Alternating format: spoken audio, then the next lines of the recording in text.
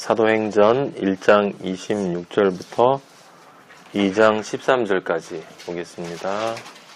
아버지 감사합니다. 영광 받아 주시옵소서. 살아계신 나의 아버지, 우리 마하나임의 아버지, 그리스도인의 아버지, 아버지의 아들들이 다시 이 자리에 모여서 당신의 말씀을 듣고자 합니다. 아버지 말씀하여 주시고 이 말씀을 듣는 것이 아니라 말씀을 통해서 예수 그리스도를 만날 수 있도록 인도하여 주시옵소서. 예수 그리스도 이름으로 기도하였습니다. 아멘. 아멘. 1장 26절부터 보면 제비 뽑아 마띠아를 얻었다. 11사도의 수에 들어갔다. 그래서 12가 채워진 것을 의미합니다. 11사도로 머물러 있는 것이 아니라 12가 됐는데 그 12가 됐다는 이야기는 이제 저번 우리가 이미 살펴본 것처럼 온전한 회개가 이루어졌다. 온전한 회개는 십자가의 회개밖에 없다. 십자가의 회개는 예수님을 만나기 전에 내 옛 삶은 죽고 이제 새 삶으로 돌아선 것이다. 그것만이 회개다. 그래서 회개는 마음의 문제가 아니고, 회개는 고백의 문제가 아니고, 회개는 존재의 문제이고 삶의 문제이고 우리 인생의 뿌리의 문제이다. 왜냐하면 그 뿌리가 올바로 서야 줄기와 가지와 잎과 열매가 바르게 맺힐 수가 있기 때문에 그렇다라는 말씀을 드렸고, 그 1장 26절 이전에 있었던 이 12번째 사도는 바로 성령이 임할 수 있는 온전한 조건을 이야기하는 너무너무 중요한 말씀이고, 그냥 우연히 사도가 한 명 없기 때문에 채워 넣는 사건이 아니다라는 것을 우리는 저번 주에 살펴봤어요. 그래서 여러분들이 그걸 정확하게 분별을 하셔야 합니다. 성령은 깨끗한 밭, 온전한 밭, 진정으로 회개되어진 심령이 아니면 절대 성령이 임하지 않는다. 우리는 실제 그렇지만 온전하고 깨끗하고 성결하고 정결한 마음이 될 수가 없다. 아무리 우리가 회개를 해도 우리는 그것에 도달할 수 없다. 그래서 예수 그리스도가 십자가의 보혈로 우리의 그 회개를 이루셨다. 그렇기 때문에 바로 믿음으로 우리는 그 회개를 이루는 것이다. 예수 그리스도가 보혈로 우리의 모든 죄를 씻었다라는 것을 진짜 믿을 때, 그것을 믿는다 함은 그 믿음 이전의 내 과거의 삶과 믿음 이후에 내 이 미래의 삶이 180도 달라지는 그것이 바로 믿음이고, 그 믿음이 있을 때 이제 거기에 성령이 임할 수 있는 조건이 된다. 그래서 2장 1절에 딱 시작할 때 이제 12가 채워지자 12의 존재가 되자, 12명의 사도라는 것이 중요한 게 아니라 숫자는 중요한 게 아니다라고 했어요. 인간의 수는 사람이 만든 거예요. 1 플러스 1은 2다 라고 사람들이 정한 것이지 그건 하나님이 정한 게 아니에요. 그래서 우리 인간이 만든 것이기 때문에 1 플러스 1은 3으로 바꿀 수도 있고 1 플러스 1은 0으로 바꿀 수도 있어요. 그건 어차피 약속의 체계이기 때문에 수는 그래서 그 약속 체계 전체를 바꿔버리면 1 플러스 1을 3이라고 하고 1 플러스 1을 4라고 하고 전체 수가 나올 때마다 플러스는 하나씩 더하는 체계로 바꿔버리면 그럼 1 플러스 1이 2가 아니고 3이 될 수 있다라는 이야기는 뭐냐면, 성경에서 나오는 모든 수는 다 인간이 창조한 수로 읽을 때, 그것을 인간이 창조한 수로 읽을 때 그것이 바로 성경이 말하는 육으로 성경을 보는 거고, 그것이 바로 사망이다. 하나님의 수는 인간의 수와 질적으로 다르다. 그래서 12명의 사도가 수적으로 채워지는 것이 중요한 게 아니라 12라고 하는 기호로 하나님이 의미하는 것이 무엇인지를 알아야 한다. 그때 그 의미도 12라는 단어를 과거의 고대 메소포타미아가 이스라엘 민족이 히브리 민족이 12를 어떻게 이해했다라는 게 중요한 게 아니라 영적으로 하나님이 삼위일체라고 하는 것을 알고 그분이 나의 존재 전체를 지배해야 된다는 것을 깨닫는 것이 12다라고 제가 말씀을 드렸어요. 진짜 깨닫고 그 회개의 믿음이 들 때 이제 성령이 오실 수 있다라고 하는 것을 나타내 주시기 위해서 지금 이게 여기 우리가 저번 주에 봤던 12번째 사도를 확인을 했습니다. 아버지의 말씀은 그냥 괜히 들어가 있는 게 없다라는 것만 상식적으로 기억하고 있어도 이해할 수 있는 것이다. 오늘은 그래서 제가 1장 26절을 같이 연결해서 본 겁니다. 1장 26절과 2장 1절은 같이 연결되어진 것이지 분리되어진 다른 이야기가 아니에요. 이 사건이 있었고 이제 이 사건이 있었다가 아니에요. 이 사건이 없으면 저 사건이 있을 수가 없는 것이고 그래서 2장 1절에 보면 오순절날이라는 말이 나와요. 오순절이 드디어 등장을 합니다. 이 오순절이야말로 인류 역사에서 가장 신비스러운 날이고 이 날이 없으면 그리스도 아버지의 창조 전체의 기반이 흔들리는 것이고 이 날이 없으면 우리에겐 아무 예수 그리스도를 믿는 것이 아무 의미가 없는 것이에요. 그래서 아버지의 전체 인류의 역사의 창조 언약은 바로 이 오순절에 집중되어 있다 해도 과언이 아니에요. 왜 그러냐? 오는 5, 수는 10을 뜻하는 거예요. 그래서 50의 날이라고 하는 것이죠. 그래서 7 곱하기 7 하면 49인데 그 49 다음 날이 오순절이라는 뜻이에요. 그래서 이 오순절이 이르렀다라는 얘기는 이제 하나님과 드디어 인간이 아버지가 그렇게 손꼽아 기다리셨던 것처럼 내가 이 날을 그렇게 손꼽아 기다렸다라고 하시는 그 날, 바로 예수 그리스도 하나님과 우리 인간이 연합되어지는 날이다. 이 절대로 있을 수 없는 사건이죠. 왜냐하면 우리 인간은 순간의 존재고 아버지는 영원의 존재고 우리는 죽음이고 아버지는 생명이고 우리는 썩어질 수밖에 없는 존재고 아버지는 절대로 변하지 않으시는 존재이시고 아버지는 빛이고 우리는 어두움이고 그 두 존재는 결코 연합되어질 수 없음에도 불구하고 그 둘이 연합되어지는 사건이다.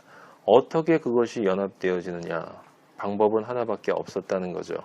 빛이 어두움이 돼서 그 어두움을 빛과 연합할 수 있는 빛의 존재로 바꿔서 그 빛과 연합하는 사건이다. 그래서 오순절은 아버지가 너무너무 중요하게 여기시기 때문에 이미 여러 곳에서 그 오순절을 약속을 해주셨고 예표로 보여주셨다라고 하는 거예요. 출애굽기 23장 14절을 한번 찾아보세요. 출애굽기 23장 14절을 보시면 너는 매년 3번 내게 절기를 지킬지니라. 15절에 너는 무교병의 절기를 지키라. 내가 네게 명령한 대로 아비벌의 정한 때 1월달을 얘기하는 거예요. 정한 때 1회 동안 무교병을 먹을지니 7일 동안 이는 그 달에 네가 애굽에서 나왔음이라. 빈손으로 내 앞에 나오지 말라. 이게 돈 가지고 나오라는 말이 아니죠. 그렇게 사기치면 안 되는 거예요. 23장 15절 무교절을 지켜라. 16절 맥추절을 지키라. 이는 네가 수고하여. 이게 바로 77절이라고도 하고 맥추절이라고도 하고 오순절이라고도 하는 절기가 바로 여기 지금 맥추절이에요. 이게 처음 익은 곡식을 갖다 드리는 것이다. 처음 추수한 곡식을. 이는 내가 수고하여 밭에 뿌린 것의 첫 열매를 거둠이니라. 여기 첫 열매는 초실절의 첫 열매가 아니고 추수의 첫 열매예요. 초실절의 첫 열매는 시작이고 맥추절의 첫 열매는 거둠이에요. 그래서 그 둘은 다른 것이다. 수장절을 지키라. 16절 뒤에 수장절을 지키라. 이게 초막절이라고 부르는 이 이스라엘의 마지막 절기. 수장절을 지키라. 이는 네가 수고하여 이룬 것을 연말에 밭에서부터 거두어 저장함이라. 자, 여기 보면 무교절과 맥주절과 수장절 세 가지를 반드시 17절을 보면 매년 3번씩 주 여호와께 모든 남자는 보일지니라 라고 나와 있어요. 이 말을 통해서 근데 이제 무교절은 무엇하고 연결되어 있냐면 6월절이 같이 연결되어 있는 것을 우리가 알 수 있어요. 2월 14일부터 시작해서 21일까지가 2월 14일이 6월절이고 날짜로만 계산하면 15일, 16일부터 15, 16해서 21일까지가 무교절인데 횟수로만 계산하면 14일부터 15, 16, 17, 18, 19, 20, 21에서 7일이 돼요. 7일. 근데 14일까지 넣으면 8일이 되지. 근데 6월절과 무교절은 연결되어 있어요. 연결되어 있어요. 제가 그게 중요하다는 얘기를 이미 드렸고 여러분에게 그 말씀 왜 이게 연결되어져 있느냐? 왜냐하면 믿음은 통으로 이루어지는 것이기 때문에 죄를 깨닫고 심판받고 회개하는 것은 한 번에 이루어지는 것이지 이게 분리되어져서 되는 것이 아니기 때문에 이 무교절 안에는 맨 처음에 6월절이 시작이 돼서 그 무교절을 지나가는 동안에 첫 번째 안식일 다음 날 예수 그리스도께서 부활하신 날이에요. 유태인에게 6월절은 토요일인데 예수님이 일요일 날 오전에 부활하셨으니까 이제 6월 안식일 다음 날 그래서 안식일 다음 날 부활하신 날이 초실절이 되는 거예요. 초실절. 그러니까 6월절, 무교절, 초실절. 6월절, 무교절, 초실절이 하나로 합쳐져서 그게 지금 여기 아버지가 무교절이다 라는 말로 통일시킨 거예요. 사람들이 왜 이걸 무교절이라고 하고 나머지는 뺐느냐라고 하는 건 아직 잘 이해를 못해서 그런 것이고 무교절 7일 안에 이 세 가지가 반드시 들어가게 되어 있다라고 하는 거예요. 그리고 무교절 때는 절대로 이스트 넣은 빵을 누룩을 넣은 빵을 먹을 수가 없어요.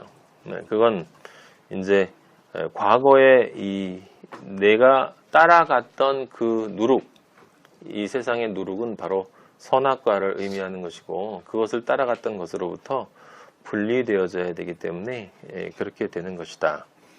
그래서 초실절인 안식일 다음 날이 초실절인데 그 초실절이 바로 뭐냐면 여러분과 제가 아버지 앞에 깨끗한 밭으로 나온 거예요. 깨끗한 밭으로 나와. 그래서 믿음의 단계인 1, 2, 3 공식, 1, 2, 3단계가 바로 6월절, 무교절, 초실절이다.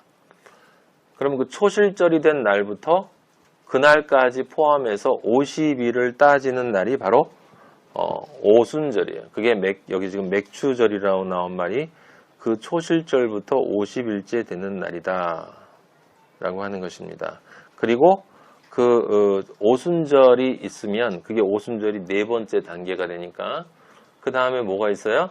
당연히 진리를 전해서 구원과 저주를 생명과 죽음을 선포해야 되니까 나팔절이 오게 되는 거고 그 다음에 온전하게 모든 것을 이루는 대속죄일이 있고 여섯 번째가 그리고 마지막에 이 수장절이 있는 거예요. 수장절. 이 수장절이 안식을 뜻하는 거예요.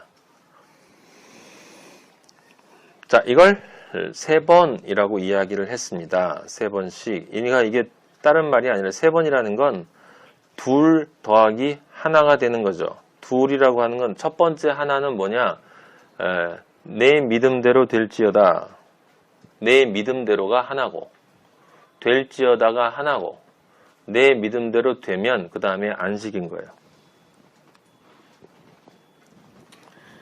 중요한 거니까 여러분들에게 다시 한번 말씀을 드리면, 제가 독일에 있을 때 그 유학원 목사님들하고 신학교 학생들이랑 이제 논쟁을 좀 벌인 적이 있었는데, 그때 그게 뭐였냐면 이제 로마서 1장 17절에 그 하나님의 그 말씀에는 그 의가 나타나서 믿음에서 믿음으로 이르게 한다. 믿음에서 믿음에 이르게 한다. 라고 하고, 그리고 오직 의는 믿음으로 말미암아. 그 로마서 1장 17절 한번 찾아보세요. 복음에는 하나님의 의가 나타나서 믿음으로 믿음에, from to, from to, 믿음으로부터 믿음에 이르게 하는 거야. 그래서 이걸 그때 많은 논쟁을 벌였어요. 그러니까 어떤 분은 이 첫 번째 믿음은 하나님의 믿음이고, 두 번째 믿음은 우리의 믿음. 그래서 하나님의 믿음이 우리의 믿음을 가능하게 했다. 뭐 이렇게 얘기도 하고, 또 믿음에서 처음 우리가 믿었던 그 믿음에서 마지막 승리하는 그 믿음까지, 믿음의 시작에서 믿음의 끝까지 이르게 한다. 그렇게 이야기를, 이제 저는 그렇게 생각을 했었고, 다양한 논쟁이 있었는데 확실한 것을 사실은 저도 몰랐어요. 근데 분명한 것을 이제 아버지가 알게 해주셨는데, 그건 루터가 범했던 오류를 여러분들에게 제가 설명해 줬기 때문에 분명해진 거고, 오직 의인은 믿음으로 말미암아, 그 구원은 믿음으로만 받는다. 이게 지금 이중적인 의미가 있다라고 이야기를 했어요. 첫 번째는 의인은 믿음으로 말미암아 살리라.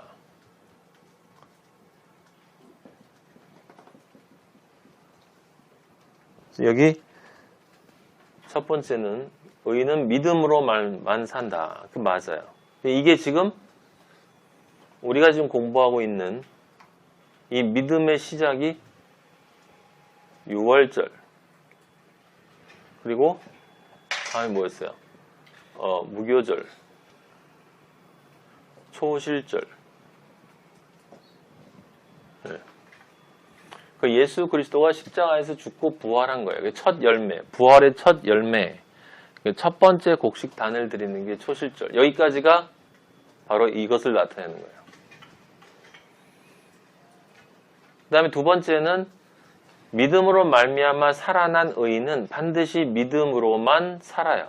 그래서 이 두 개를 합치면 내 믿음대로 될지어다. 지금 여러분들은 기독교 역사에서 정리되지 않은 하나님의 진리를 완전하게 알게 되시는 거예요. 그 엄청난 거를 아버지로부터 선물을 받고 있다는 걸 잊으면 안 돼요. 그럼 책임이 엄청 크다는 걸 여러분 기억하셔야 돼요. 믿음으로 말미암아 살리라, 믿음으로 될지어다 라는 이 말이 이렇게 나눠지는데, 그럼 이제 믿음으로만 사니까, 그럼 여기 지금 복음에는 하나님의 의가 나타나서 믿음에서 믿음으로 믿음에 나아가게 한다. 믿음으로부터 믿음으로 나아가게 한다라는 말을 이것과 연결하면 첫 번째 이 믿음은 뭐냐면 구원받는 믿음을 나타내는 것이고, 두 번째 믿음은 그렇게 믿음으로 구원받으면 믿음으로만 산다라고 하는 거예요. 그러니까 시작과 끝이 믿음이다라는 것은 맞는 이야기지만, 아버지가 더 정확하게 이번에 저에게 알려주신 것은 뭐냐면, 첫 번째 믿음으로부터 믿음에 이르게 한다라는 것의 첫 번째 믿음은 구원에 이르는 믿음이고, 그 믿음으로 구원을 받았으면 그 다음엔 바로 그 믿음으로만 살게 된다는 거예요. 그게 복음에 나타난 의다. 의. 그래서 그 앞에 믿음으로 믿음에 이르게 한다라는 말이고, 그리고 지금 우리가 보고 있는 이 오순절은 바로 여기 믿음으로 살기 위해서는 능력이 없으면 안 되기 때문에 여기 첫 번째 오는 게 이 오순절이고, 그 다음에 나팔절이고. 그래서 지금 나팔절을 수평축으로만 사도행전이 다루고 있기 때문에 진리를 선포하는, 사마리아 땅끝까지 이르러 내 증인이 된다, 나팔을 분다, 말씀을 선포한다. 그것을 하려면 당연히 수리축이 돼야 되니까 여기 가면 대속죄일이 오게 된다. 그리고 이제 끝나면 안식이 된다. 그럼 알겠죠? 이게 하나고 이게 하나고 이게 하나인 거예요. 그래서 1년에 3번 남자는 셋으로 드러나게 된다. 하나님 앞에. 그러니까 1년에 3번 내 앞에 나타나서 제사 지내라는 말이 아니라 네가 그리스도인이 맞다면 너는 반드시 나에게 셋의 존재로 나타나게 되는데, 첫 번째 존재는 무교절의 존재. 그건 뭐예요? 믿음으로 온전히 구원받는 존재로 나타나고, 두 번째 존재는 뭐예요? 두 번째 존재는 온전하게 그 믿음을 삶으로 살아낸 존재로 드러나고, 세 번째 존재는 뭐냐? 세 번째 나타나는 뭐냐?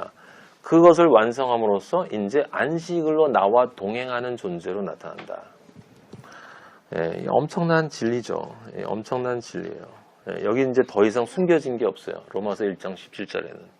그래서 출애굽기 23장 17절에 네 모든 남자는, 그래서 남자인 거야, 남자. 여자는 안 돼. 연합되어져야만 되기 때문에 남자가 된 사람만 여호와께 보인다. 남자가 된다는 건 진정한 예수 그리스도와 연합해서 한 몸이 됐다는 얘기야, 우리 여자가. 19장, 이게 이제 그러니까 세 가지인데, 여기 지금 오순절에 대한 이야기가 실질적으로 나온 게 어디냐면 출애굽기 19장이에요. 한번 찾아보세요. 시내산 사건이에요. 시내산 사건. 19장 1절 보면, 지금 제가 말씀드린 건 여러분 이 복음의 핵 중에서 핵이에요, 여러분. 그래서 저것은 진리 중에 진리이기 때문에 그리스도인이 아버지의 아들이 되느냐 안 되느냐는 저거에 달려 있어요. 그러니까 다른 말로 얘기하면 저것 이외에는 없어요. 저것 이외에는 없습니다. 제가 분명히 말씀드려요. 저것 이외에는 없어요. 그래서 이 같은 이야기지만 이 로마서에서 그렇게 박아놨다는 거죠. 근데 루터가 뭐라고 그랬냐면, 로마서는 믿음의 장애, 믿음의 책이기 때문에 정말 훌륭한 책이다라고 얘기하고, 행함이 없는 믿음은 죽은 믿음이다를 얘기하는 야고보서는 그건 성경책이라고 볼 수가 없다라고 얘기했단 말이에요. 그럼 도대체 그 사람의 믿음인 도대체 뭐냐? 솔라 피데라고 하는 말을, 솔라 피데라고 하는 오직 믿음으로라는 말은, 오직 믿음으로 구원받으면 오직 믿음으로 살 수밖에 없는 믿음의 존재를 나타내는 것임에도 불구하고 구원은 행위로 받지 않고 믿음으로만 받는다라고 함으로써 엄청난 배도의 길에 기여하는 역할을 했어요. 나중에 천국 가면 루터라는 사람이 어디에 있는지 이제 만나서 보게 될 텐데, 어쨌든 그 말은 본인은 어떤 의미로 얘기했는지 모르지만 기독교 역사 속에서 엄청난 일을 저지른 사건이었다라는 것은 분명한 사실인데, 그것으로 인해서 기독교가 타락하게 된 것이 확실하다. 지금 많은 교회에서 구원은 그냥 믿음으로 얻는 것이다. 그냥 그건 은혜다. 그건 그냥 하나님이 거저 주시는 선물이다. 그 틀린 말이 아닌 말을 가지고 틀린 말을 하고 있어요. 그러니까 말은 맞는데 말이 틀린 거예요. 말은 맞는데 말이 틀리다는 건 본인이 원하는 의미만 뺐다는 거야. 그 말에서 본인이 원하는 의미만 뺐다는 것입니다, 여러분. 내가 원하는 것만 하나님의 말에서 일부분을 뺀 거예요. 구원 못 받습니다. 19장 1절에 보면 이제 그 오순절 사건이 이제 넘어가는데, 오순절 사건, 오늘 나오는 이 오순절 사건. 그래서 3번 만나야 하니까, 여러분이 이 무교절의 존재가 반드시 먼저 되어야 되는 것이고, 두 번째, 이 오순절의 존재가 이 맥추절의 존재가 반드시 되어야 된다. 근데 맥추절의 존재가 왜 되어야 하는가를 제일 먼저 아버지가 체계적으로 보여준 것이 출애굽기 19장 1절이에요. 이스라엘 자손이 애굽 땅을 떠난 지 3개월이 되던 날, 전에 우리가 창세기 출애굽 공부할 때 저는 이 부분이 굉장히 고민됐었거든요. 3개월이 되는 날. 그럼 3개월이 된다는 이야기는 1월 14일이 6월절이었는데 그 1월 14일 6월절 밤에 애굽의 장자들이 다 죽고, 그러면 15일부터 출발을 해서 3개월이면 3, 3은 9니까 90일이 넘는 거예요. 그러면 말이 안 되는 거지. 아, 그게 아니구나. 여기 지금 3개월은 3개월이 아니라 3월, 세 번째 달. 그러니까 두 번째 달, 한 달을 30일로 계산해서 첫 번째 달 14일에 15일부터 출발했으니까 15일하고 두 번째 달 30일 하면 45일. 45일이고 그 다음에 10절에 보면 여호와께서 모세에게 이르시되 그들에게 오늘과 내일 이틀 동안 오늘과 내일 그들을 성결하게 하여 그들에게 옷을 빨게 하고 하면 47일이 돼요. 47일이 되고 그 다음에 19장 11절에 준비하게 하여 셋째 날, 여기서 셋째 날을 이제 모르는 사람이 들으면, 오순절을 이해하지 못하는 사람이 들으면, 아, 오늘과 내일 빨고 세 번째 날, 그러면 48일이 되는 거야. 그럼 틀린 거지. 여기서 지금 셋째 날이라는 것은 오늘과 내일은 옷을 빨고, 그리고 그 상태에서 준비를 하고 셋째 날을 기다리니까 이틀과 셋째 날을 합치면 5일이 되는 거예요. 5일. 그래서 6월절 14일 날 다음 날 출발을 해서 15일 하고 그 다음에 두 번째 달 30일 그러면 45일이 되는 거지. 세 번째 달 시작이 됐어. 시작이 돼서 하루 이틀은 성결하게 하고 세 번째 날을 기다려서 만나는 거니까 정확하게 50일째 되는 날이다. 그래서 그게 이제 오순절을 의미하는 거예요. 그런데 어저께 이 말씀을 준비하면서 아버지한테 기도를 드렸어요. 아버지, 근데 왜 그 분명하게 그러면 세 번째 달이라고 말씀을 하시지 왜 3개월이라고 하셨습니까? 그 다음에 오늘 내일 한 다음에 셋째 날을 기다리라고 하시면 세 번째 날, 그 다음으로 3일째 되는 날 이렇게 얘기를 하시면 분명할 텐데 왜 사람들이 오해하게 오늘과 내일 셋째 날 함으로써 그냥 3으로만 계산하게 하십니까? 우리가 성경이 오해되어질 수 있게 기록됐다라고 하는 것은 그 근본적인 원인이 무엇인지를 알아요. 그건 아버지가 알곡과 가라지를 구분하기 위해서인 거예요. 진리를 아는 사람은 어차피 진리로 읽어낼 것이기 때문에 진리로 읽어내면 지금 제가 여러분에게 말씀드린 것처럼 오순절이 딱 맞아 떨어지는데 그렇지 않은 사람이야 뭐 그냥 대충 읽고 넘어가겠죠. 그런데 그것만이 의미일까라고 생각을 하다가 다시 성경을 보는데 아버지가 어떤 마음을 주셨냐면 3개월이라고 하는 단어 중에서 이 개월이 아니라 항상 아버지의 말씀만 보면은 이 뒤에 단어보다 앞에 단어 3, 셋째 이런 단어들이 중요해요. 이런 단어들이 여러분. 그래서 3개월이 지났다라고 하는 얘기는 결국 애굽 땅을 떠난 지 3이 뭐였다는 얘기예요? 3이 되는 날이에요. 3이 되는 날. 3이 되는 날이라고 하는 것입니다. 그리고 오늘과 내일 그들을 성결하게 하여 그들에게 옷을 빨게 하고 라고 할 때 이 오늘과 내일이라는 말은 그냥 우리가 들을 수 있는 말이고 그 다음에 셋째 날이라고 하는 말도 그냥 우리가 숫자를 읽으면 이게 오늘 내일 셋째 날이 되지만 이걸 영적으로 읽으면 그냥 3의 날을 기다리게 한다라는 말인 거예요. 그러면 지금 아까 제가 처음에 얘기했던 것처럼 오순절이라고 하는 것이 과연 50일째 되는 날만의 의미일까라고 하는 생각을 하게 되겠죠. 그것이 아니라는 것입니다. 그러니까 50일째 되는 날이라고 하는 것은 우리가 인간의 사고 속에 나오는 시간의 달력이에요. 시간의 달력. 아버지가 얘기하는 12번째 사도와 마찬가지로 오순절이라는 것도 사실은 우리가 생각할 때 제가 지금 여러분에게 설명드린 것처럼 영적으로 오순절이 50일 돼야 되는 걸 아는 사람은 지금 출애굽기 19장 1절부터 보면서 이걸 50일을 맞춰서 알 수 있지만 그것을 모르는 사람이 하지만 그럼에도 불구하고 아버지를 사랑하는 사람이 있을 때는 이것도 당연히 알 수 있다라고 하는 것이에요. 그러니까 3이 되는 날, 3의 날, 3이 되는 날, 3의 날. 여기서 3이라고 하는 것은 아까 3번의 절기, 이것이 아니라 여기 3개월이 되는 날 광야에 이르렀다라는 얘기는 그럼 어떻게 해석하겠습니까? 이제 하나님을 만나는 날이 되니까 하나님을 만나기 위해서는 반드시 무엇이 이루어져야 된다? 회개가 온전히 이루어져야 된다. 그럼 회개가 온전히 이루어져야 되는데 3으로 회개가 이루어져야 된다? 그럼 3으로 회개가 이루어진다는 것과 연결되어질 수 있는 게 뭐예요? 그건 내 영의 회개, 혼의 회개, 육의 회개가 되는 거야. 그럼 3의 회개가 되는 거야. 그럼 그게 영적으로 있게 되는 거예요. 그 온전한 회개가 이루어질 때 그때 되는 것이다. 그럼 이제 3으로 온전한 회개가 이루어지기 위해서 마지막에 10절에 그런 준비를, 그게 3으로 회개하는 것이 무엇인지를 설명해 주는 게 10절이 되는 거예요. 성결하게 하라. 옷을 빨아라. 성결하게 하라. 옷을 빨아라. 이게 뭐예요? 죄로부터 온전히 깨끗해져야 한다라는 거죠. 근데 죄로부터 온전히 깨끗해지기 위해서는 반드시 무엇을 해야 돼요? 회개를 해야 돼.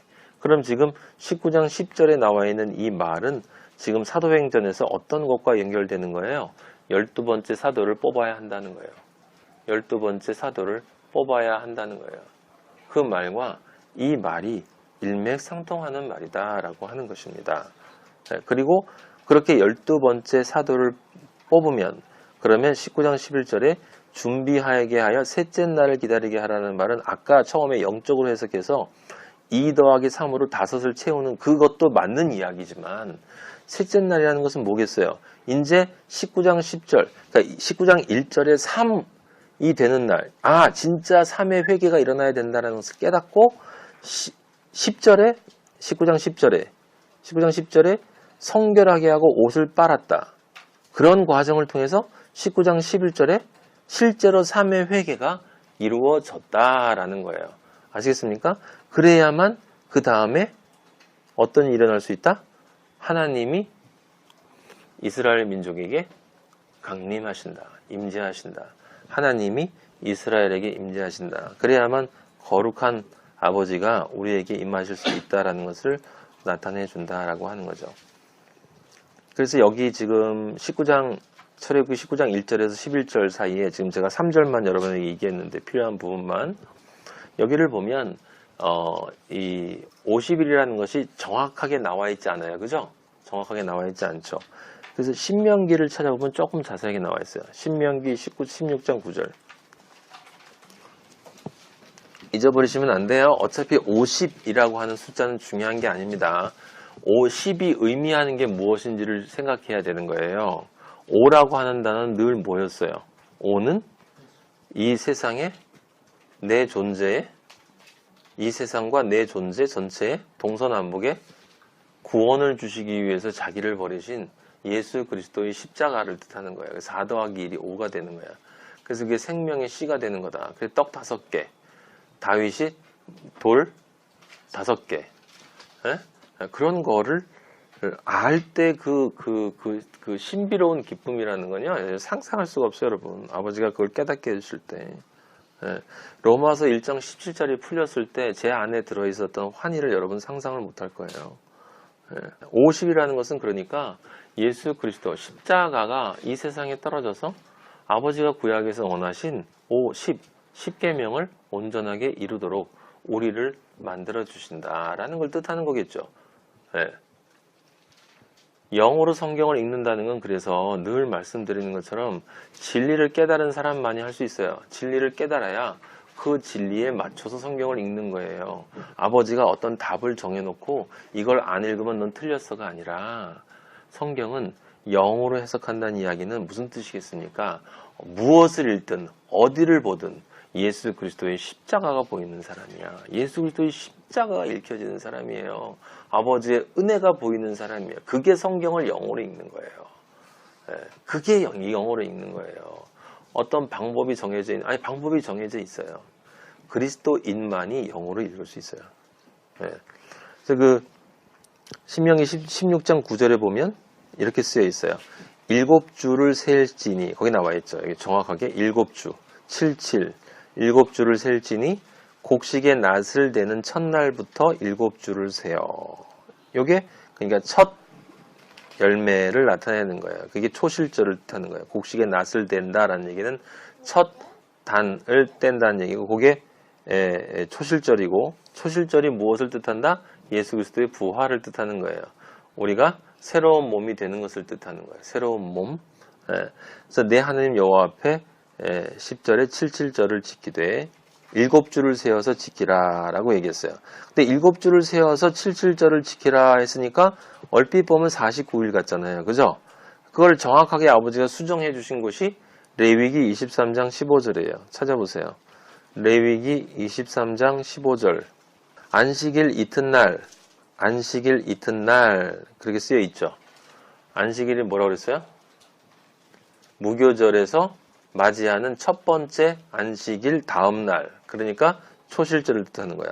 너희가 요제로 곡식단을 가져온 날부터, 맞잖아요? 곡식단을 가져온 날, 초실절을 얘기하는 거예요.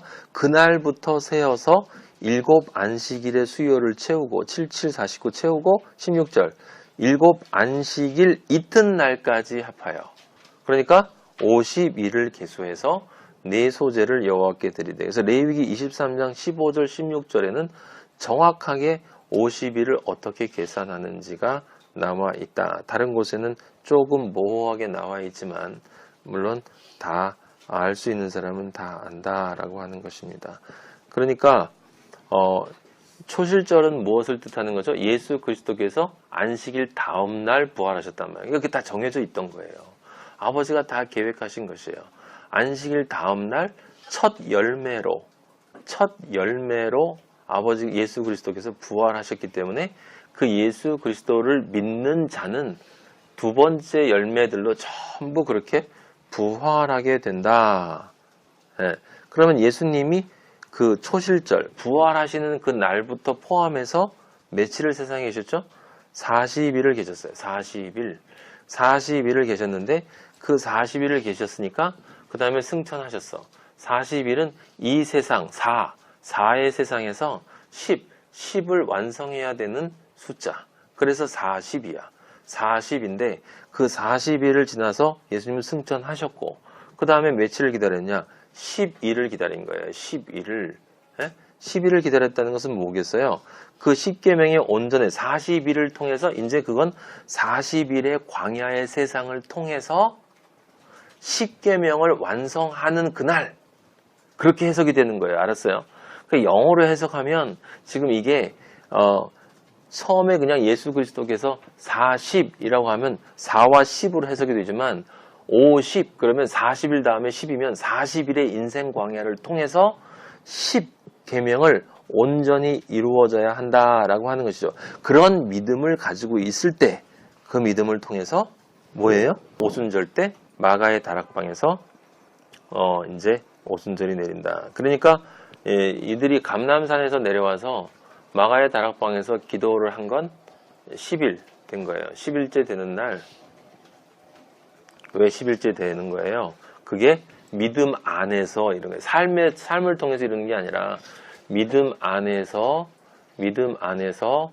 10계명을 온전히 이루었다는 이야기는 회개가 온전히 이루어졌다라는 뜻이고, 회개가 온전히 이루어지니까 50일째 되는 날이 되는 거예요. 50일째 되는 날. 그날 성령이 임재했다. 그래서 거기 사도행전 2장 1절에 보면 오순절 날이 이름에 그들이 다 같이 한 곳에 모였더니 호련히 하늘로부터 급하고 강한 바람 같은 소리가 있어. 그렇죠? 정확히 50일째 되는 날 성령이 임재를 했어요. 자, 첫 번째 생각해 본 게 이제 그 오순절에 대한 이야기고, 그 다음에 두 번째 우리가 생각해 봐야 될 것은 뭐냐면, 조금 전에 마띠아 얘기할 때 얘기했지만 출애굽기 19장 거기 한 번만 다시 보세요. 출애굽기 19장 10절. 여호와께서 모세에게 이르시되 너는 백성에게로 가서 오늘과 내일 그들을 성결하게 하며, 오늘과 내일 그들을 성결하게 하며 그들에게 옷을 빨게 하고. 그러니까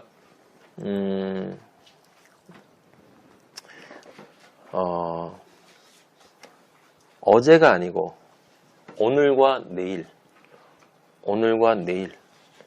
그들을 성결하게 하며, 이게 무슨 뜻이겠어요? 지나간 과거는 끊고 현재와 미래 성결하게 하라. 어떻게 해? 믿음 안에서 그들에게 옷을 빨게 한다. 무엇을 옷을 빨아요? 예수 그리스도의 보혈로, 피로 빠는 거예요. 피로 빤다. 그 다음에 19장 11절에 제일 중요한 단어가 나옵니다. 무슨 단어가 나와요? 준비하라.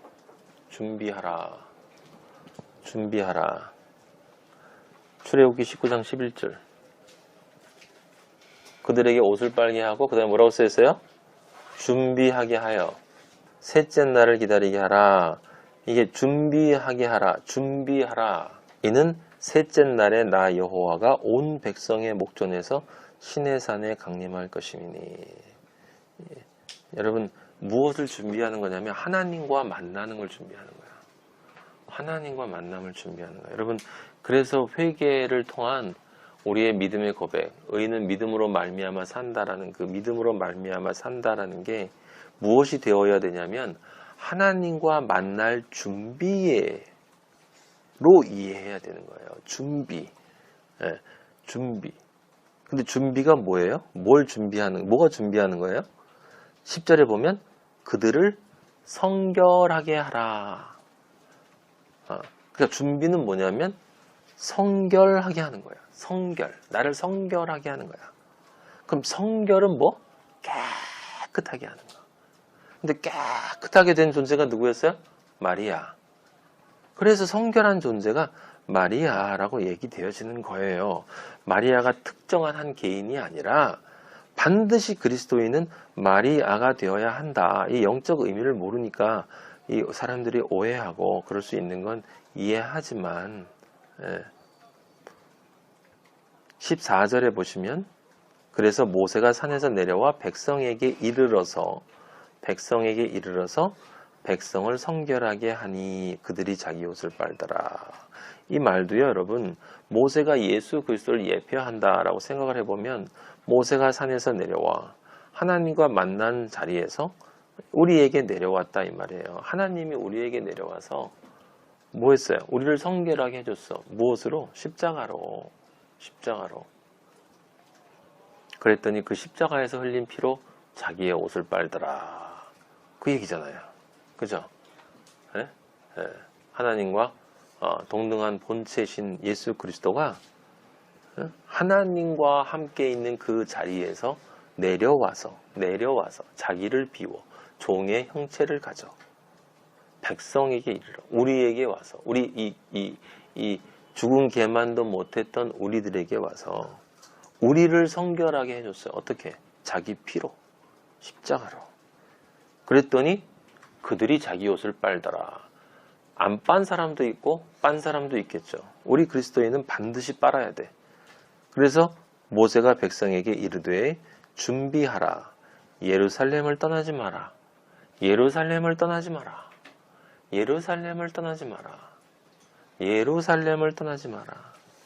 셋째 날을 기다려라. 너의 영과 혼과 육이 온전히 하나님과 아들과 성령과 연합되어지는 그 날을 기다려라. 여인을 가까이 하지 마라. 왜 갑자기 여기 뚱딴지같이 여인을 가까이 하지 말라. 그러니까 이걸 사람들이 영을 모르면 이해를 못하는 겁니다. 남자들만 여기 있냔 말이에요. 아니죠. 여인은 이 세상 것을, 이 세상에 예수 그리스도와 같은 남자가 될 존재들의 선악과가 뭐예요? 여인이잖아. 그러니까 예수 그리스도와 같이 남자가 될 존재는 다른 존재가 아니라 그리스도인이 되고 싶은 사람들이야. 그리스도인이 되고 싶은 사람은 선악과를 바라보면 안 돼. 가까이 하지 말래. 그리스도의 보혈로 빨았으면 더 이상 가까이 하지 말래. 왜? 그러면 아버지가 임재하지 못한다. 자, 그래서 지금 사도행전 2장 1절까지 임재에 대한 얘기를 우리가 살펴봤고, 이제 실제로 하나님이 어떻게 임재하셨는지가 2장 2절, 그러니까 1절까지가 1절이 뭐예요? 준비예요. 준비. 1절이 준비예요. 준비. 여러분 깨어 있어라. 다 아버지는 준비하라고 늘 얘기하십니다. 그날이 언제 올지 모르니까. 2장 2절 호련히 여기 있잖아요. 호련히 하늘로부터 급하고 강한 바람 같은 소리가 있어.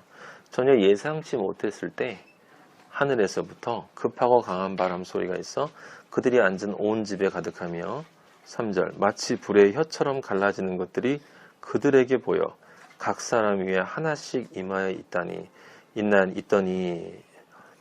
그들이 다 성령의 충만함을 받고 성령이 말하게 하심을 따라 다른 언어들로 말하기를 시작하더라. 자, 지금 사도행전 2장 2절에서 4절은 굉장히 논란이 많은 부분인데 가장 중요한 부분이 가장 논란이 많다라는 건 가장 사탄이 방해를 많이 한다는 뜻이에요. 이 구조를 정확하게 알아듣지 못하도록. 여기 여러분들이 포인트를 잡아야 될 단어가 2개 있는데 2장 2절에 보면 바람 같은 소리, 급하고 강한 바람 같은 소리.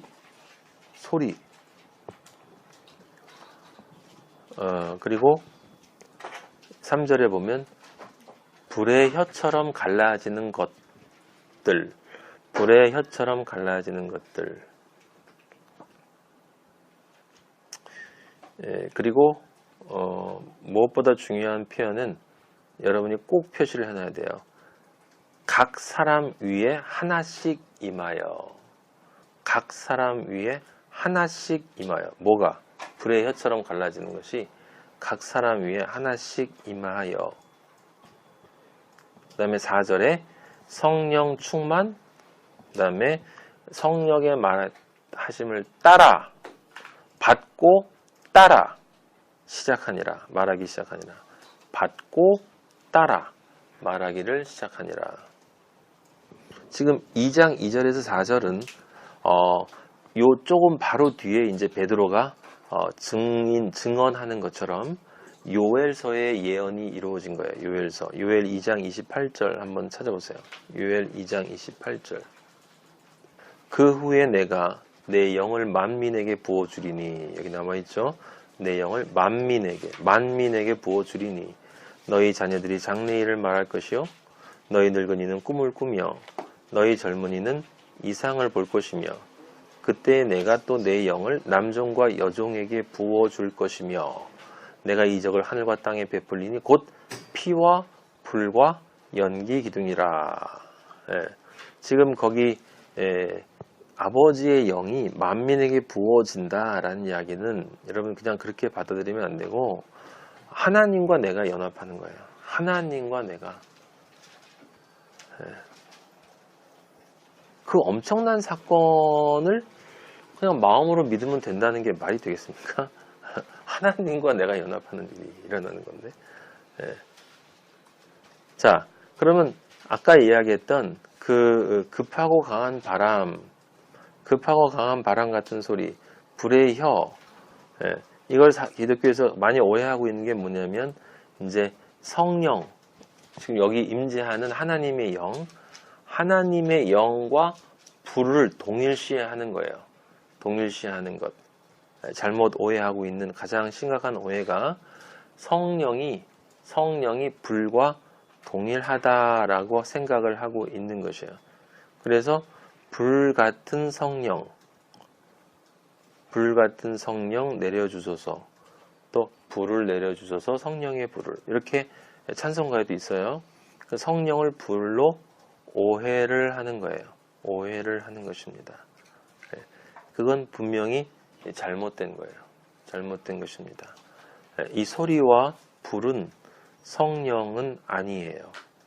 성령이 임재할 때 수반되는 현상은 맞아요. 그런데 성령은 아니다.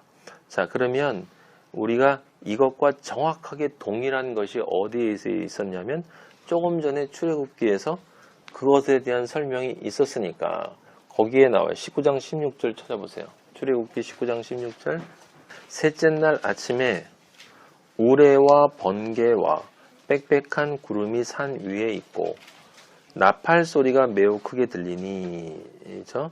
우레와 번개, 빽빽한 구름이 산. 여기 우레 소리도 있을 거고 나팔 소리도 있어. 나팔 소리 매우 크게 들리니 진중에 있는 모든 백성이 다 떨더라. 모세가 하나님을 맞으려고 백성을 거느리고 진에서 나오매 그들이 산 기슭에 서 있는데, 여기 산 기슭이라는 말이 중요해요. 산 기슭. 산 기슭에 서 있는데 시내산의 연기가 자욱하니. 시내산의 연기가 자욱하니 여호와께서, 그 다음 단어 잘 보세요. 불 가운데서 거기 강림하시니라. 거기 밑줄 그어놓으세요. 불 가운데서 거기 강림하심이니라. 그 연기가 옹기가마 연기같이 떠오르고 온 산이 크게 진동하며 나팔 소리가 점점 커질 때에 모세가 말한즉 하나님의 음성으로 대답하시더라. 자, 여기 그 소리에 대한 것은 정확한 표현이 나와 있지는 않은데 불에 대한 것은 분명히 나와 있어요. 19장 18절에 보면 아버지가 불 가운데서 거기 강림하신다 라고 나와 있죠. 불로 강림한 것이 아니라, 정확하게 적어 놓으세요. 불로 강림한 것이 아니라 불 가운데에서 하나님이 강림하신 거예요.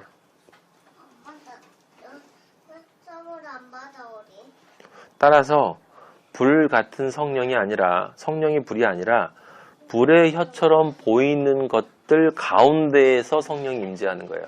아셨습니까? 불의 혀처럼 보이는 것들 가운데에서 성령이 임재하는 거예요. 그것과 함께 성령이 임재하는데 불의 혀처럼 보이는 것과 성령은 별개의 것이다 라고 하는 것이고, 그 다음에 소리에 대한 것이 분명히 나와 있는 곳은 어디냐면 이 열왕기상 19장이에요. 열왕기상 찾아보세요. 열왕기상 19장 11절. 열왕기상 19장 11절에 보면 여호와께서 이르시되 너는 나가서 여호와 앞에서 산에 서라 하시더니 여호와께서 지나가시는데 여호와 앞에 크고 강한 바람이, 여기 나오죠. 크고 강한 바람. 사도행전에서 나와 있는 그 소리와 같은 표현이에요. 그러니까 급하고 강한 바람. 그게 여기 지금 열왕기상 19장 11절에 여호와 앞에 크고 강한 바람이 산을 가르고 바위를 부수나, 거기 뭐라고 써있어요? 바람 가운데 여호와께서 계시지 아니하며.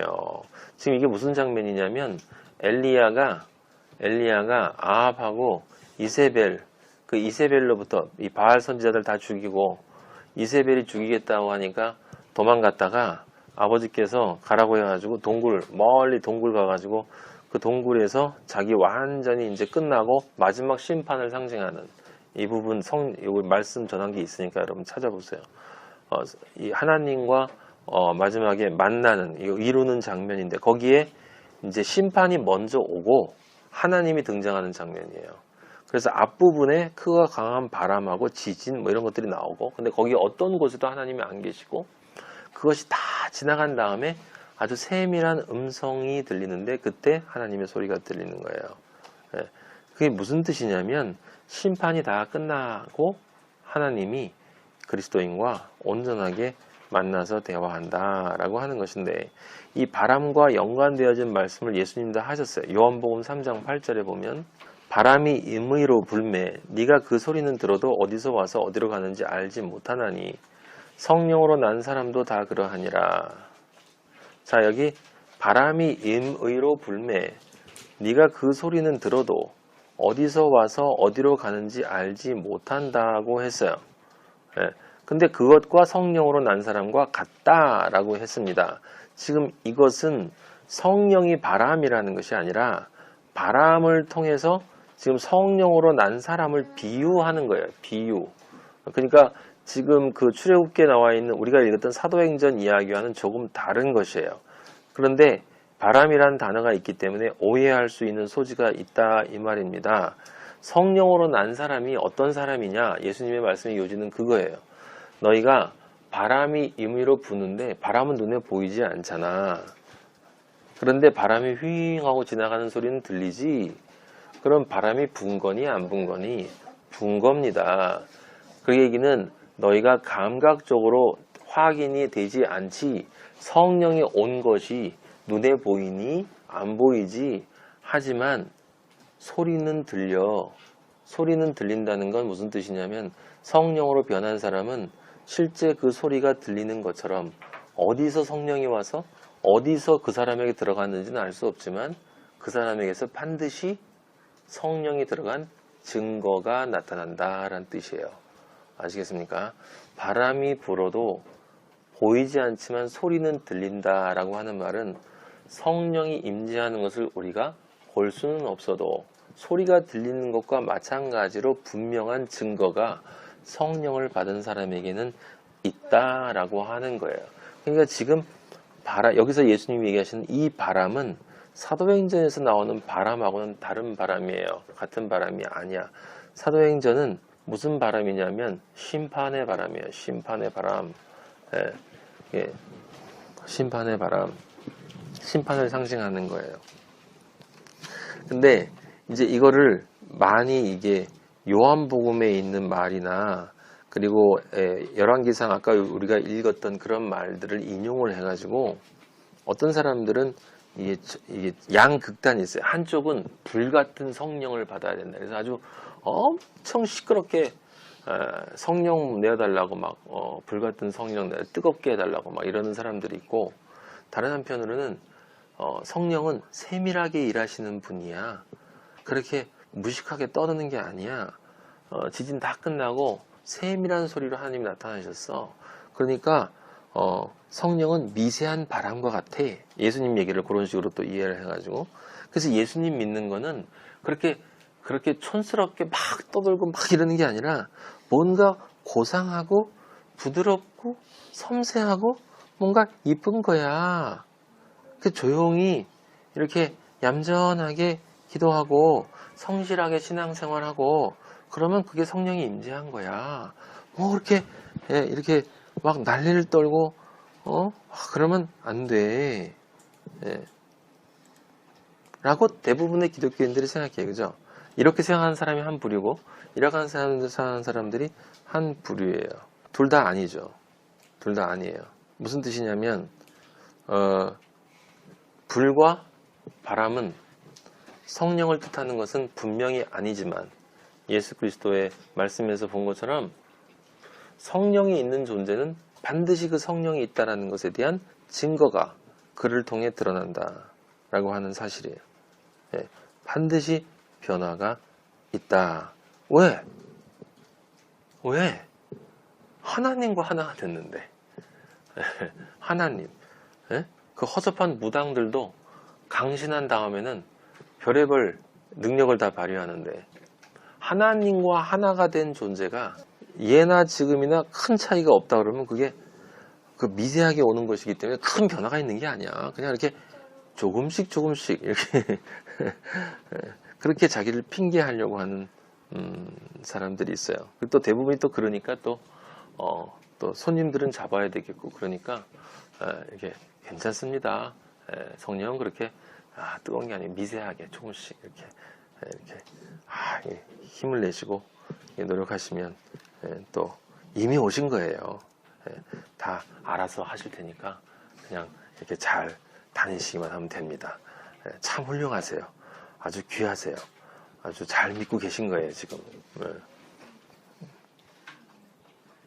무슨 말, 그걸 바울은 정신없는 말이라고 했어요. 정신없는 말을 하거니와 그리스도인은 정신없는 말 하는 사람이 아니다. 요한복음 3장 5절 한 번만 찾아보세요. 3장 5절.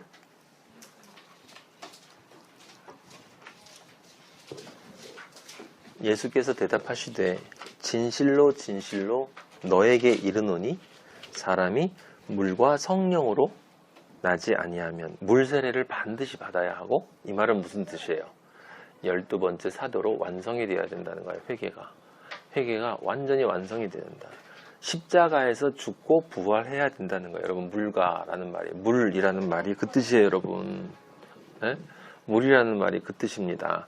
내 옛사람과 완전히 이별하고 새 사람이 되겠다는 그 결단이 믿음 안에서 이루어지는 것이다. 그리고 그렇게 할 수 있는, 내가 그렇게 될 수 있는 것이 내 모든 것을 청산하고 이제 새롭게 시작할 수 있는 근거가 나를 사랑한 나의 아버지가 날 대신해서 십자가에서 그렇게 돌아가셨기 때문이다 라는 것이 내 마음에 진짜 믿어지는 거거든요. 그게 물이에요. 물. 그렇게 12번째 사도로 온전한 회개가 이루어지면 그 다음에 성령 세례가 임한다. 이때 이 성령 세례라는 것은 다른 것이 아니라 성령이 내 안에 임재한다라는 뜻이에요. 하나님과 내가 연합한다라는 뜻입니다. 하나님과 내가 하나가 된다라는 뜻이에요. 근데 예수님이 뭐라고 그러냐면 그렇게 되지 않으면 하나님의 나라에 절대로 못 들어가. 그래서 거의 못 들어가는 거예요. 네. 저는 말씀드릴 수밖에 없어요. 대부분은 못 들어갈 겁니다. 네. 육으로 난 것은 육이요 6절에 영으로 난 것은 영이니 그 다음에 우리가 읽었던 그 말이 나오는 거예요. 성령으로 난 사람 3장 8절에 보면 성령으로 난 사람에게는 반드시 뭐가 있다? 증거가 있다. 그가 물 세례를 받았고 성령 세례를 받았으면 반드시 성령 세례를 받은 증거가 있다. 그 증거가 뭐겠습니까? 영과 혼과 육이 예수 그리스도와 연합이 되었으면, 그래서 하나님의 성령이 임했으면 내 영이 뭐예요? 내 인생의 뜻, 입지, 뜻을 세우는 것, 내 인생의 뜻이 하나님의 뜻이 되는 거야. 그게 영으로 하나님과 연합하는 것이에요.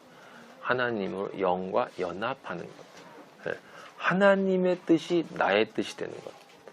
더 이상 죄인이 아닌 것. 죄인이었던 것이 뭐였다고? 하마르티아.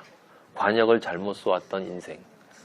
하나님의 뜻으로 나의 뜻을 세우지 않고 하나님의 뜻이 아닌 건 다 사탄의 뜻이니까 사탄의 뜻으로 나의 인생의 뜻을 세웠던 그 과거 잘못된 관역 선택에서 내가 죽고 이제 그게 죄였으니까 그게 죄니까 그 죄에서 끊고 이제 하나님의 뜻을 나의 뜻으로 삼는다. 그게 영의 회개이고 그 영의 회개가 일어나면 이제 마음 혼의 회개가 따라오고 혼의 회개가 따라오면 육의 회개가 따라온다.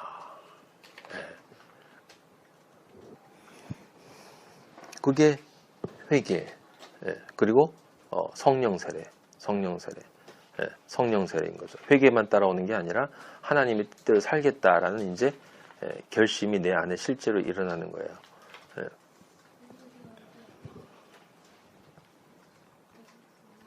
자, 그럼 이제 여기서 질문이 뭐냐면 불의 혀하고 급하고 강한 바람 소리가 성령이 아니라면 그러면 불의 혀와 강한 바람 소리는 뭐냐라고 하는 말이 나오는데 정답은 히브리서 1장 6절에 나와 있어요. 히브리서 1장 6절.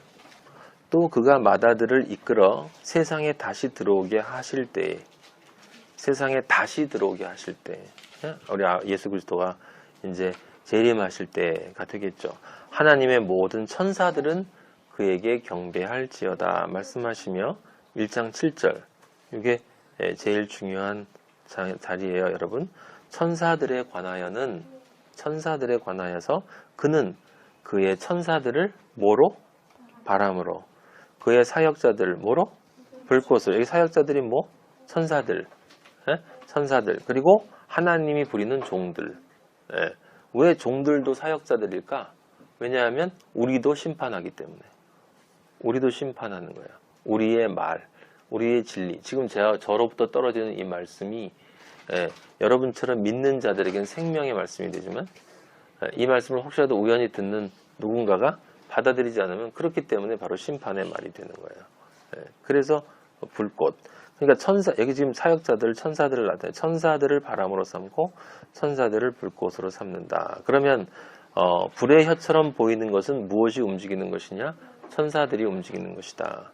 급하고 강한 바람은 누가 움직이는 것이냐? 천사들이 움직이는 것이다.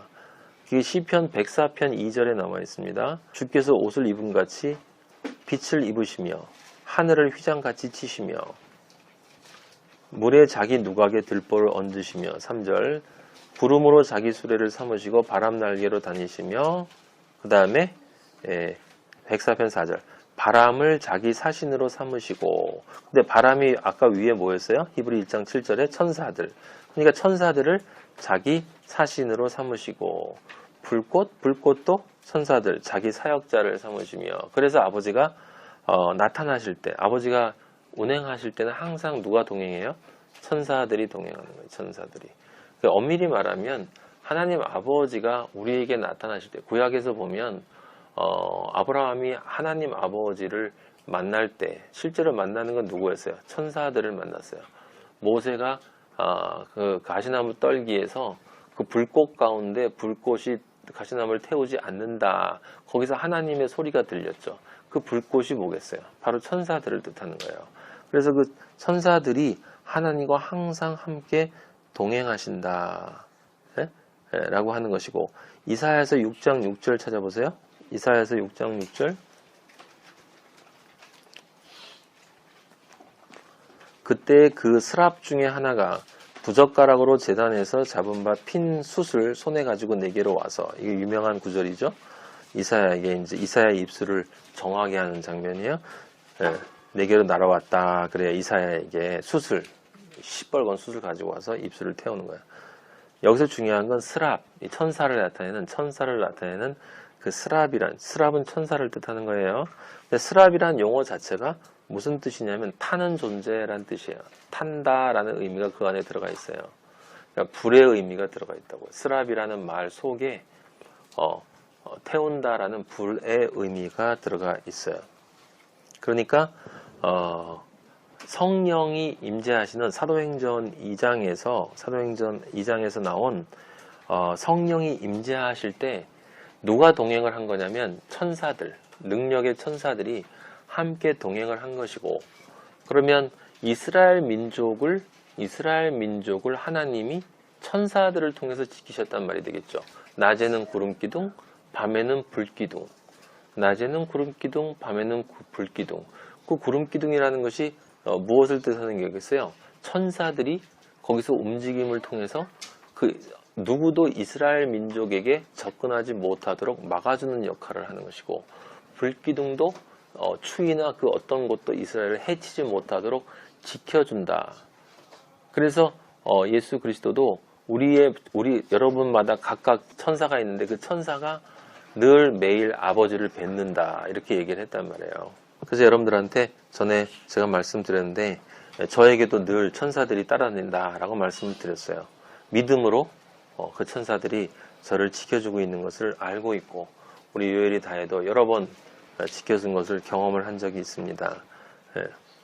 그러면 이제 우리가 질문에 이미 얘기를 했지만 정리를 하나 더 해야 되는 건 뭐냐면 그러면 도대체 이 바람과 불로 나타나는 천사들이 하는 일이 뭐냐라고 하는 거예요. 그것이 이미 얘기한 것처럼 첫 번째는 심판이지만 왜냐하면 일단 불은 심판이에요. 예레미야 5장 14절 보세요.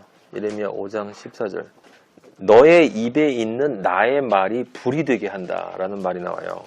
그래서 이 백성을 나무가 되게 하여 불사르리라. 이제 아버지가 죄에 대해서 심판하시는 장면이고 그리고 신명기 4장 24절이나 히브리서 12장 29절에 보면 하나님은 소멸하는 불이라고 나타나요. 소멸하는 불이다 라고 나오는 거죠. 그래서 불이라고 하는 것은 기본적으로 심판을 뜻하는데 하지만 심판이라고 하는 것은 종국적인 개념이 아니야. 종국적인 개념이 아니고 하나님이 하시는 결국 궁극적인 것은 뭐냐면 지저분한 것들을 치워버리는 거예요. 그러니까 정화예요. 정화. 바람과 불은 정화를 나타내는 거예요. 정화. 심판의 목적은 정화예요. 정화. 왜냐하면 그렇게 정화된 자리, 깨끗해지고 거룩해지고 성결해진 그 마리아에게만 하나님이 임재하신다라고 하는 것입니다. 그래서 아까 우리 엘리야 얘기를 보면 그 엘리야에도 처음에 여호와 앞에라고 그래요. 여호와 앞에. 여호와가 나타나시기 전에 먼저 무엇이 오냐면 크고 강한 바람이 산을 가르고 바위를 부순다. 거긴 당연히 안 계셔. 아직 아버지는 오실 때가 아니야. 그것은 정화 작업이고 심판의 작업이기 때문에. 그 다음에 바람이 분 후에는 무엇이 오냐면 엘리야에게서 지진이 와요. 지진. 근데 그 지진도 당연히 아버지가 안 계셔. 지진은 심판을 뜻하는 거예요. 근데 심판은 또 뭐? 정화예요. 그럼 마지막에 지진 다음에 뭐가 오느냐? 불이 와요. 열왕기상 19장 12절에 보면 지진 후에 불이 있었다. 근데 불 가운데에도 여호와께서 계시지 아니하셨다라는 말이 나와요. 그건 다 심판을 뜻하는 거예요. 근데 그 불 후에 세미한 소리가 하나님 아버지가 이제 나타나시다. 아버지가 나타나시기 전에 임재하시기 전에 반드시 무엇을 하냐면 천사들이 와서 싹 쓸어버려요. 싹 깨끗하게 쓸어버려요. 그렇죠? 그거는 뭐 세상 왕들도 마찬가지잖아. 중요한 건 뭐냐면 그래서 이사야도 그 타는 불 타는 숫으로 입을 대 가지고 천사가 스랍이 입을 대서 죄가 사하여졌다는 건 정화시켰다는 거예요. 정화시켰다. 거기에 나오는 소리가 이제 하나님의 소리가 될 수 있도록. 근데 문제는 뭐냐면 우리가 기억해야 될 것은 아버지의 불과 바람은 정화를 하는데 우리들은 정화시키는 거예요. 그리스도인들은 당연히. 그리고 이 세상을 정화하고. 근데 그것이 믿지 않는 사람들에겐 심판으로 나타날 수밖에 없는 거고 우리 안에 아버지를 향하지 않는 것들의 입장에서는 심판인 거예요. 그게 심판. 그래서 심판과 정화, 심판을 통한 정화가 반드시 있어야 돼. 그래야 아버지가 오시니까. 그런데 그 심판하고 정화를 누가 받았냐? 예수 그리스도가 다 받았단 말이에요. 십자가에서. 예수 그리스도가 다 받으셨던 우리를 대신해서 우리가 받을 모든 것들을 누가복음 12장 49절 보세요. 누가복음 12장 49절.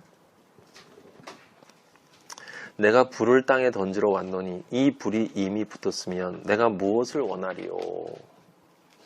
이 심판을 얘기하는 거예요. 심판이 심판을 가지고 왔다. 이미 있으면 이미 다 끝나면 참 좋겠지만 50절 나는 받을 세례가 있어. 여기 세례한 말 나오잖아요. 죽고 다시 태어나야 한다는 거, 거듭나야 한다는 거예요. 그것이 이루어지기까지 나의 답답함이 어떠하겠느냐. 여기 여러분 답답함이 십자가에서 그 받을 고통을 생각하니 그게 아니에요. 여러분 아버지가 간절히 바라시는 것은 그것이 빨리 이루어져야 우리가 예수 그리스도와 함께 하나님 아버지의 아들이 될 수 있기 때문에 그 답답함 하루라도 빨리 아버지는 우리를 구원하시기 위해서 올라가셔야 하지만 아버지도 아버지의 때를 따라 하신다 이 말이에요. 모든 것을 아버지의 공의의 때에 맞춰서 하시기 때문에 아버지의 그 마음이 우리를 사랑하는 마음이 그 불처럼 타는 그 사랑을 향한 마음이 사실 빨리 세례를 받고 빨리 우리를 구원하고 싶지만 그렇게 할 수 없다라는 것입니다. 자, 그리고 그 다음에 그래서 여러분에게 중요한 것이 우리에게 정말 중요한 것이 뭐냐면 사도행전 2장 3절에 나와 있는 바로 그 말씀이에요. 마치 불의 혀처럼 갈라지는 것들이 그들에게 보였는데 이제 그거는 뭔지 설명이 됐어요. 불의 혀처럼 갈라지는 것들이 근데 여기 갈라졌다고 그랬잖아요. 그래서 사람들이 여기 지금 혀라는 말이 중요한 게 아니라 갈라졌다는 말이 중요한 거예요. 잘 몰라서 갈라졌다는 게 중요한 거예요. 갈라졌다는 게 왜 갈라지는 거야? 한 사람 한 사람에게 내려가야 하기 때문에 갈라지는 거예요. 불의 혀의 모양이 중요한 게 아니라 왜 불의 혀의 모양일까라는 게 중요한 게 아니라 갈라지는 것이 중요해요. 갈라지는 것이. 자, 갈라지는 것이라는 건 무엇이냐면 아까 시내산에서 하나님이 강림하셨을 때 출애굽기 19장 12절 다시 한번 찾아보세요. 이게 중요한 거야. 출애굽기 19장 12절. 여러분 오순절 사건은 출애굽기랑 비교를 하고 엘리야와 이사야와 같이 연결을 해야 해석이 됩니다. 정확하게. 그냥 막연하게 해석을 하면 안 돼요. 출애굽기 19장 12절에 보면 이렇게 쓰여 있어요. 너는 백성을 위하여 주위에 무엇을 정하라고? 경계를 정하라. 삼가 산에 오르거나 그래서 아까 산기슬이라는 단어가 나온 거예요. 산기슬. 산에 오르거나 그 경계를 침범하지 말지니 산을 침범하는 자는 반드시 죽임을 당할 것이라. 그런 자에게는 손을 대지 말고 돌로 쳐 죽이거나 화살로 쏘아 죽여야 하리니 짐승이나 사람을 막론하고 살아남지 못하리라 하고 나팔을 길게 불거든 산 앞에 이를 것이라 하라. 여기 경계를 침범하지 말라는 게 무엇을 뜻하는 거예요? 거룩을 뜻하는 거예요. 무슨 이야기냐면 여러분 시내산에서의 오순절, 그게 오순절이란 말이에요. 50일째 되는 날 하나님이 누구를 만나러 오는 거냐면 이스라엘을 만나러 오는데 그때 이스라엘은 민족이었어요. 민족. 사도행전에서는 124도, 120문도. 그러니까 한 개인이야. 한 개인. 거기는 민족, 여기는 한 개인. 그래서 120명의 사람들에게 각각 하나님이 별도로 임재하시는 거예요. 그냥 여러분이 시각적으로 생각하자면 그냥 그렇게 생각을 해요. 마음대로 120명의 하나님이 동시에 한 사람 한 사람이 내리는데 하나님이 하나로 내리시다가 찢어져서 120명 위에 머리 위에 내린다. 시내산에 내리는 거는 이스라엘 민족의 머리 위에 내리는 거야. 이스라엘 민족의 머리 위에 하나님이 내리는데 그때는 무엇이 없냐면 십자가가 없었단 말이야. 아직 십자가 없기 때문에 그들이 아무리 자신들의 옷을 희게 빨아도 결코 하나님 원하는 그 거룩함에 도달할 수 없기 때문에 하나님이 이야기하시는 경계 너머는 넘어올 수 없다. 이 경계가 뭐야? 지성소 휘장이지. 이게 바로 지성소 휘장이야. 이 경계 너머는 하나님이 원하는 그 거룩, 예수 그리스도의 그 거룩이 없이는 절대로 들어올 수 없기 때문에 그 경계를 침범하지 말라. 거긴 넘어오면 죽는다. 하지만 내가 너희를 만난다. 너희를 만나는데 그것을 만나는 이유는 이 오순절이 실제 있을 그 오순절의 그림자이기 때문에 예표이기 때문에 이것을 내가 설명을 함으로 그것을 약속하는 것이고 반드시 어떻게 이루어질 것을 내가 보여주는 것이다. 하지만 너희는 아직 십자가가 없기 때문에 넘어오면 안 된다. 13절에 뭐라냐면 손을 대지 말라. 돌로 쳐 죽이거나 화살로 쏘아 죽여야 하리니. 손을 대지 말라는 건 뭐예요? 인간의 힘으로 인간적인 방법으로 죽이는 거 없는 인간적인 방법으로 죽지 않아. 그 사람은 하나님의 거룩을 훼손한 자는 사람이 죽이든 안 죽이든 그건 중요한 게 아니야. 그는 그렇게 죽지 않아. 그는 돌로 맞아 죽어. 흰 돌이신 모든 것을 부수고 부셔버리는 모든 인간적인 것을 타파하는 예수 그리스도, 생명의 돌이신 예수 그리스도의 말씀을 통해서 심판받는 거예요. 화살, 무지개 모양이 화살이었잖아. 예수 그리스도를 또 뜻하는 거예요. 그러니까 돌로 쳐 죽이거나 화살로 쏘아 죽는다는 이야기는 그는 인간적인 어떤 것으로 죽는 게 아니라 어차피 너희는 그냥 흙이야, 흙. 근데 뭐 죽음이야, 죽음. 살아있는 것도 살아있는 게 아니야. 죽은 것도 죽은 게 아니야. 그냥 너희는 nothing이야, nothing. 내가 없으면 그냥 nothing이야. 그런데 내가 들어가서 너희에게 생명을 주는데 그 생명을 거부하는 자는 이제 진짜 죽음에 이르게 되는데 그때 그 죽음은 나의 말씀을 통해서 선포되고 그 말씀의 능력으로 이루어지는 것인데 그 죽음은 나로부터 분리되는 것이기 때문에 어떤 인위적인 것에 의해서 죽는 게 그걸 의미하는 게 아니라 영으로 내가 하나님과 온전히 분리되는 죽음을 당하게 된다. 거룩하지 못한 자는 그러니까 그리스도인이 돼서 하나님의 아들이 되지 못하는 자가 나중에 받을 심판. 근데 그 심판이 다 우리들 것이었다는 거죠. 우리들 것인데 그것을 그 지성소를 하나님 아버지가 스스로 자기가 그 지성소, 그 몸이 되어서 예수 그리스도의 몸을 찢어서 그 휘장을 찢어서 그 피를 흘려서 한 놈 한 놈에게 한 놈 놈에게 예수 그리스도의 보혈로 씻기고 통과. 예수 그리스도의 보혈로 씻기고 통과. 예수 그리스도의 보혈로 씻기고 통과.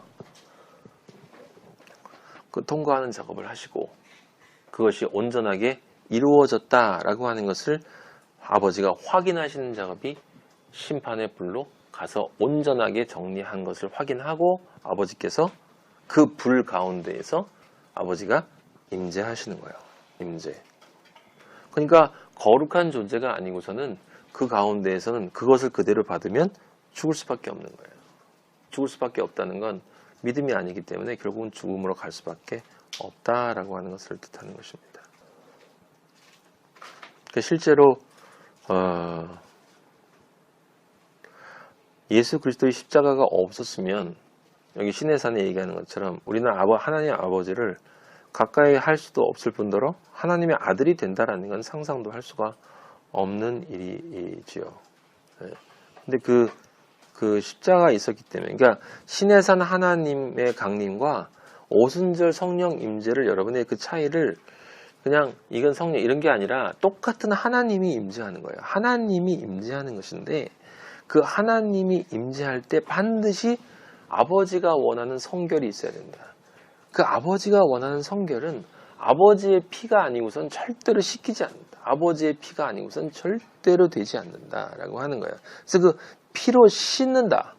그 피로 씻는다라고 하는 거예요. 그 깨끗하게 우리의 죄를 씻고 그 죄에 대해서는 깨끗이 또 심판하시고 불로 그렇게 해서 온전하게 완벽하게 세척을 해서 깨끗하게 해놓고 하나님 아버지가 그 위에 들어오시는 거예요. 그 안에 들어오시는 거예요. 그 안에.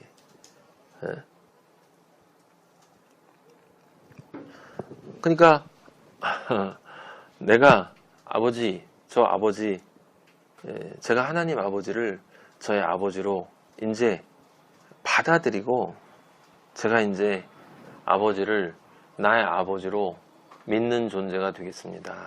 라고 하는 이 말 속에는 무슨 뜻이 숨어 있는 거냐면, 정말 아버지가 나 같은 이런 놈을 위해서 그렇게 그 모든 일을 하시고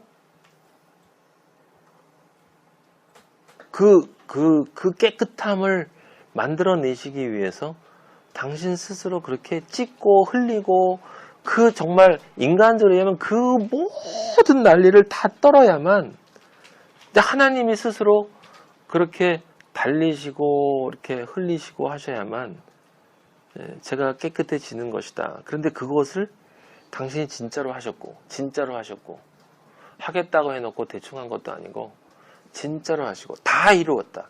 단 하나도 내가 빼놓지 않고 다 이루었다. 우리가 의인은 오직 믿음으로 말미암아 살리라 할 때 믿는다는 게 그 믿음이거든요. 그 믿음. 나 아버지 믿습니다라는 게 그 말이에요. 그 하나님 아버지가 내 안에 들어오셨다. 내 안에 들어오실 수 있다는 것을 내가 믿음으로, 진짜 믿음으로 회개했다. 근데 말은 그렇게 하는데 진짜 그 믿음이 없다는 얘기는 무슨 뜻이에요? 조롱하는 거야. 아버지 조롱하는 거예요. 난 믿어요. 그래요. 들어와 보세요. 하나님 아버지는 그 모든 것을 다 하셨는데 내가 그걸 믿는다라고 얘기했는데 실제 내가 그 믿음이 아니라는 거는 아버지의 입장에서는 조롱당하는 입장이죠. 내 십자가 조롱하고 내 사랑 조롱하고 내 수치 조롱하고 내 목매임 조롱받고 내 그 난리를 탔던 걸 날 조롱하는구나. 그래서 십계명에 여호와의 이름을 망령 때 일컫지 말라. 망령 때 일컫지 말라. 근데 아버지의 이름 가지고 장사까지 헤쳐먹고 있으니 아버지의 이름 가지고 자기 조금 잘난 인간인 거 자랑하려고 아버지의 이름을 사용하고 있고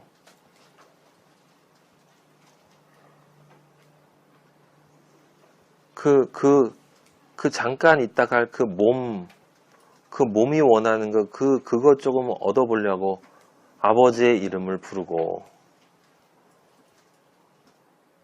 아버지는 이렇게 하셨는데 너랑 만나고 싶어서 우리 처음에 예수님 보셨잖아요. 떠나지 마. 내가 금방 올게. 내가 올게. 너희들 한 사람 한 사람도 내가 절대로 놓지 않는다. 내가 어떻게 죽었는데, 내가 어떻게 계획했는데, 내가 너희를 어떻게 사랑했는데, 내가 너희를 어떻게 잊을 수가 있겠니? 기다려라. 기다려라. 하지만 내가 들어갈 수 있는 준비가 되어야 돼. 너희는 준비 못하잖아. 그 준비까지 내가 다 했잖아. 그냥 믿기만 해라. 제발 믿기만 해. 근데 믿는다고 하면서 날 조롱하니? 하나님의 이름을 부르면서 날 망령되이 부르니? 내가 뭐로 보이는 거냐 도대체? 여러분, 아버지가 이 말씀을 제가 준비하는데 제가 통곡하게 만드셨어요. 아버지가 얼마나 제가 말로 표현할 수가 없어요. 아버지가 하신 것과 지금 그리스도인이라는 이름을 가지고 인간들이 아버지를 향해서 하는 일들을 비교해서 생각해 보면 나중에 아버지 앞에 가면 어떡하려고? 나중에 아버지 앞에 가면 어떡하려고? 아버지의 지금 마음을 여러분이 조금이라도 이해하신다면 이렇게 살 수 없어요. 아버지가 지금 우리들을 향해서 가지고 계신 그 마음, 인간들을 향해서 가지고 있는 이 마음, 이 떼거지로 몰려다니면서 아버지의 이름을 망령되이 일컫고 말씀을 도둑질하고 자기 몸을 성 강도의 고렬로 만들면서 그러면서 기독교인이라고, 그러면서 훌륭한 기독교인인 것처럼 찬양하고 입으로만 다른 사람한테 서로 잘났다고 서로 추켜 세워주고 서로 보배롭다고 서로 말해주고, 여러분 나중에 아버지가 다 베껴버리실 거예요. 반드시 베껴버리실 거예요. 반드시 아버지 만나요. 반드시 아버지한테 심판받습니다. 반드시 심판받아요. 아버지가 지금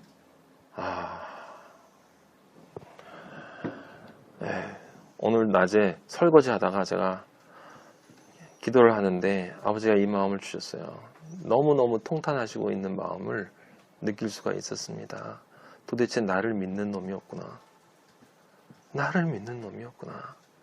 내가 한 것에 100억 분의 1이라도 그것을 정말 알고 자기의 열정이 아니라 아버지의 뜻이 나의 뜻입니다. 아버지, 난 그냥 아버지 안에 죽었으니 아버지만 보고 살게요. 이런 애가 그게 성령이 들어간 건데, 그게 바람이 부는 소리인데, 그게 하나님이 임재한 표시인데 회개하세요. 아버지 감사합니다. 영광 받아 주시옵소서.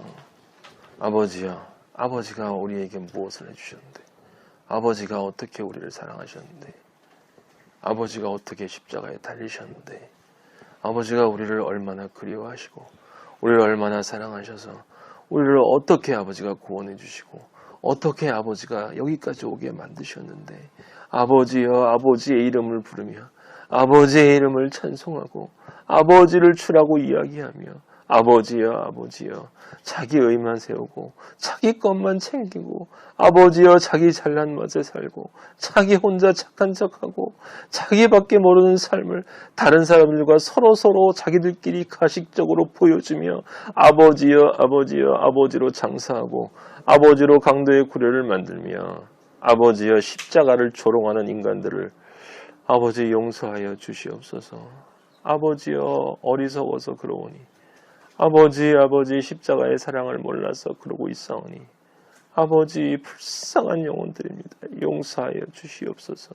아버지 긍휼을 베풀어 주시옵소서. 아버지여, 아버지여, 아버지여, 아버지여, 불쌍히 여겨 주시옵소서. 아버지, 저희를 불쌍히 여겨 주시고, 아버지, 무엇을 받았는지를 잊어버리고 무엇을 받을까만 생각하는 이 아버지, 어떡합니까?